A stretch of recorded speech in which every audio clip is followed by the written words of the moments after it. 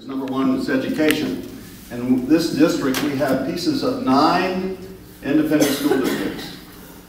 9 independent school districts are represented, we represent in the legislature.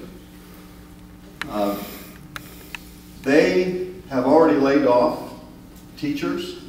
They put advertising on their buses. Now in Westlake it's Lexus, but you know, there's advertising on the buses. They're charging people to go to rent the halls for the Boy Scout meetings. They laid off all their reading specialists in Austin and their computer specialists. In Eanes, they pulled their computer specialists out of the schools, centralized them. They're going to do away with that this year, and they put them back because it didn't work. Eanes this year had to reach into their own rainy day fund to put the teachers back in the classrooms, the computer people back in the classrooms, but also to put some of their teachers back onto a 5-period schedule. The only teachers in high school going on 5-period schedule in Eanes are the STAR teachers. The second issue is water, of course.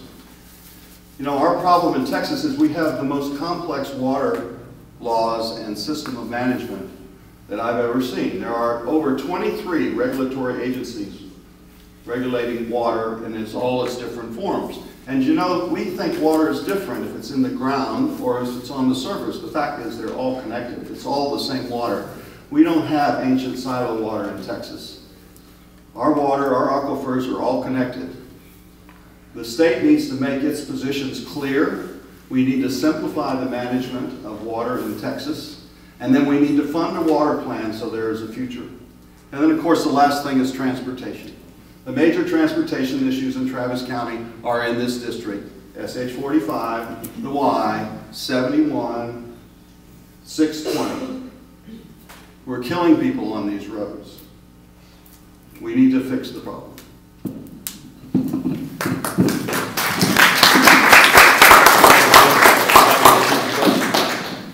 No, it's not necessary. Well, there are a lot of issues that need to be dealt with. It's hard to kind of narrow it down to 3, but the 3 that I'm going to focus on, first would be property taxes, to try to keep property taxes low by trying to put a cap on the amount of property taxes you have to pay regardless of what your appraisal does. The second is workforce. Now there's been a lot said about education, but the fact of the matter is our school districts have focused on college readiness to the exclusion of vocational education for many years now.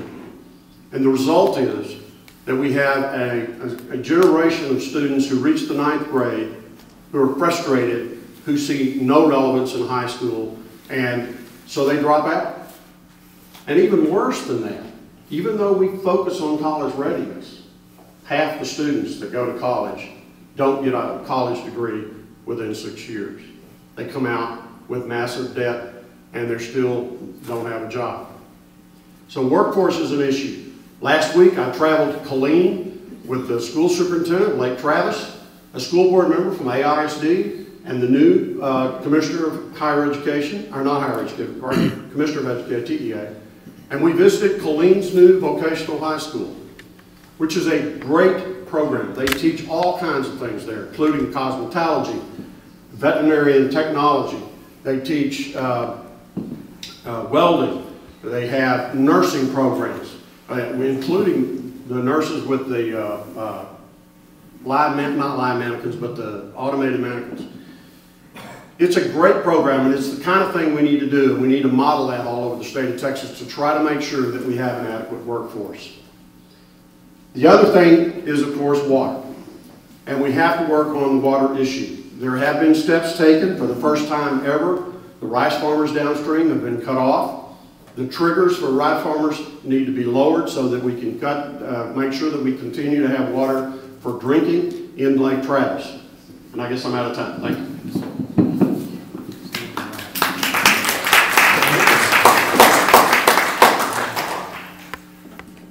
Next question, we'll start with Mr. Franson. What do you see as the highest 3 priority issues that are in the legislature that the legislature needs to address in the next year's session? Any surprise that I'm going to say education? We we've said a lot about education, but 53% of our state's budget is education, so it should be the focus.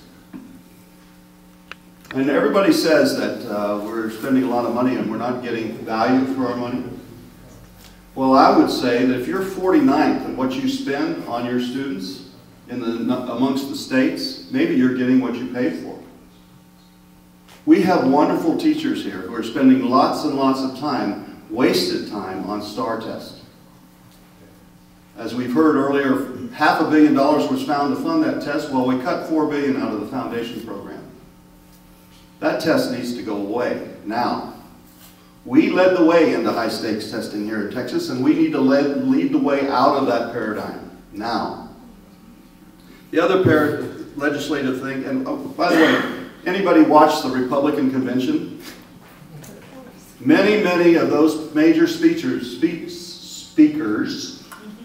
it's getting to be a late night, talked about education. Now, Romney's not running on education, so why did they do that? Because they're plowing the ground for the next legislative session all across the 9 states, where you're going to see voucher bills and charter school bills and school choice bills to strip dollars out of public education and give them to private firms.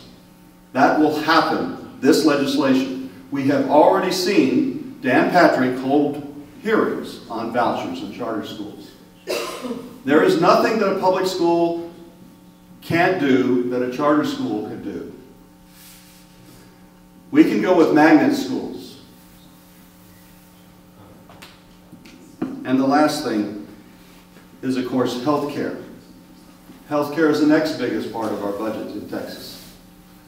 We need to take the Medicaid dollars from Obamacare to fund 1.6 million people who are uninsured here, so that we don't have to pay for them visiting emergency rooms on our taxes.